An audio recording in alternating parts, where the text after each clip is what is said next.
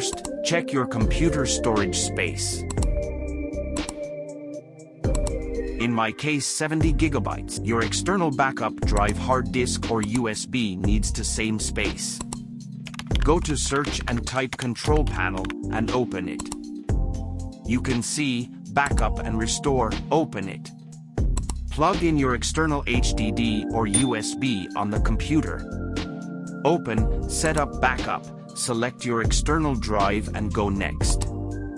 They will back up the full system image, computer all settings, and files, folders. They will take 30 minutes to 50 minutes to complete process.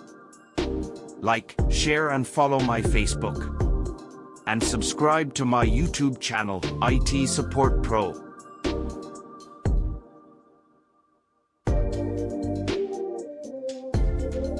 Already done our backup.